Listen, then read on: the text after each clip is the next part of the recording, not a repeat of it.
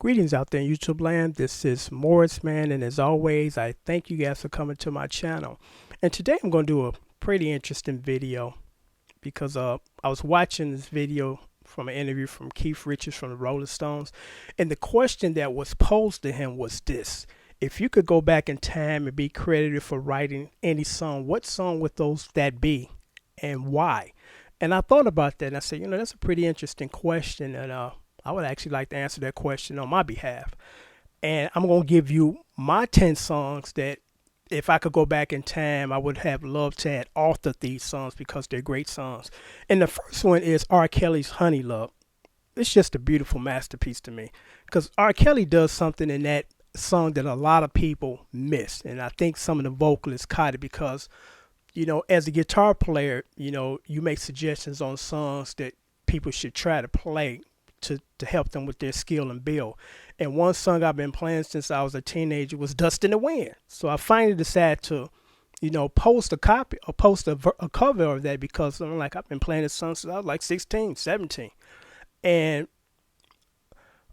when I sat down to do it, I realized that the parts that I learned were not in sequence with the song. It was not, the structure was, my structure of playing it was off. So I had to sit down for a moment and structure it out right. But R. Kelly, Honey Love, vocally wise, it's interesting because in the B section, he inserts it twice. Each time he goes up an octave, and it's like he's building vocally, and then he reaches that crescendo, that climax, So it's a great song for vocalists that can handle, his key, because and then at the end he hits this note. It's just unbelievable. I call him the vocal acrobat because it's just going, So I would have loved to have written that song. I think it's a classic. And also, what's interesting about that song is it's in weird timing. I think during the mastering process, the song slowed down and it's in between keys, so it's hard to find those piano chords matching up, playing along with the record. So I just thought I would mention that. Number two would be one of my favorite English bands because we all hype about how good the Beatles were, and they were. But, a band that I thought was just as equally good and interesting enough, what made John Lennon and Paul McCartney start writing their songs, because back in the 60s, it was customary for four bands to cover one song in 1 year. That was just the norm. And Freddie and the Dreamers had released their version of this song, and the Beatles was about to do their version. But when they heard Freddie and the Dreamers version, they said, you know what? We need to start writing our own songs from this point. The rest was history. But number two is from a band called Freddie and the Dreamers. Lead man was Freddie Garrity. And the song is called When I Get Home From Work. I love the rhythm and the syncopation of the drums and the guitar. And actually the lyrics, everything in that song is just perfect. The guitar part in there. Matter of fact, I'm going to do a recover of that probably tomorrow. The drums, the vocals, because I love Freddie Garrity's vocals. So that would have been a song I would have loved to have penned. Number three, and I try to pick from all styles of music, and this one's going to surprise people. It's a rap song. It's by a group called Organized Rhyme, and Tom Green, the actor, was a rapper in that song, or a rapper in that group, and the name of the song is called Check the OR, which is mean check organized crime, check us out. What I love about that song is when I listen to the first version, because they just redid it, I think about a year ago, and they did it again. I can't stop moving. I mean, this is a song just to get you going, and I love the structure of it because it's structured like a regular song and not just a rap song, because there's a hook where they keep saying, over and over, check the OR, you like it so far. I love it, so that's one of them songs. If I was a rapper and writing raps, I would love to have written that song. Number four, Turn Down Day. And I think the name of the band is Crycle, CYRLCE, I believe. And I did a cover up because the bass line is so fun to play. And it's one of those songs that make you kind of force you to lock in and become really good at playing bass because it has really nice movement. It's not extremely difficult, but, it makes you work and it's fun to play. And it's one of those songs that when I listen to it, because it was written in the 60s, that it puts me in that frame of mind of being in the 60s again, just feeling that energy that the 60s, kind of distributed or dispersed, So I love that song. I would have loved to have been the composer of it. Another one is one of my favorite writers, Rupert Holmes. It's called Him. What I love about Rupert Holmes' compositions is this: a great writer writes a story, and when you listen to it, you picture the story unfolding in your mind. And then every time I listen to that song, I picture it unfolding like a video. And I think most of us at some point in time has gotten our heart broken, and we realized we was in a relationship that the other person was having another relationship on the side. And when that happens to you, it especially if you're in love with this person, it really just takes you back. It just stuns you.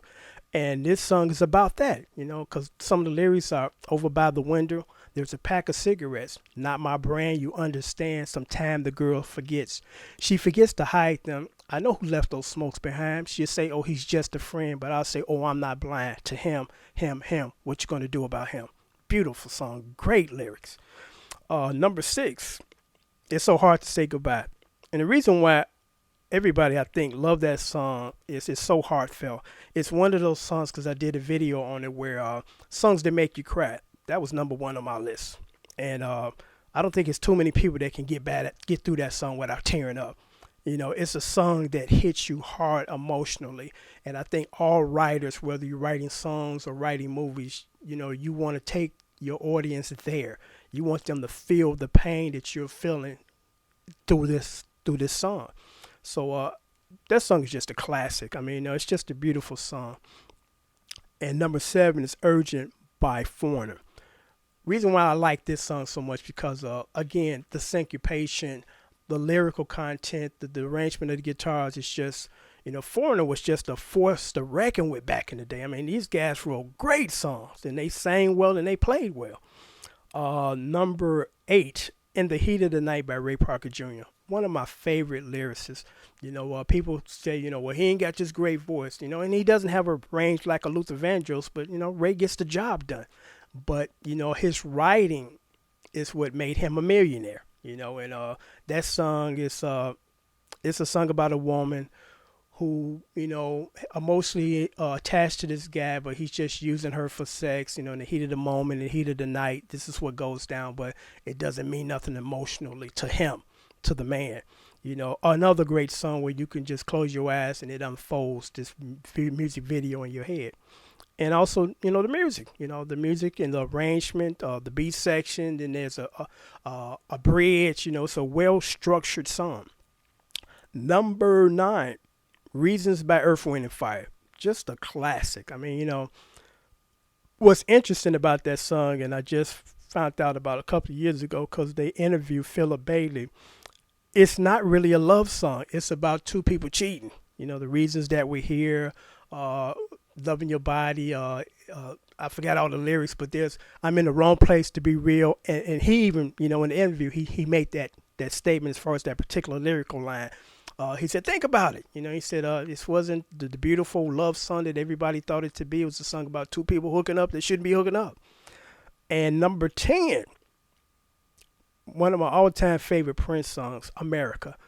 I love it, because it has this driving rock beat to it. It's a rock song, but the lyrical content, it's about, how the government system is set up, and, how, we just barely getting by. And it said nothing made Jimmy proud. Now Jimmy lives on the mushroom cloud. It's like, it's just, that was, I think, one of Prince's deepest tunes. It's like, whoa, even if I didn't understand the lyrics or even wasn't paying attention, just the groove or the rock groove alone would have kind of just made me say, this is one of my favorite songs. But when you sit and listen to the lyrics, it's like, whoa, this is pretty deep. So there you have it. My 10 songs that I wish if I can go back in time and have penned them, and why I would have loved to have penned them. Till next time, take care. Thanks for watching.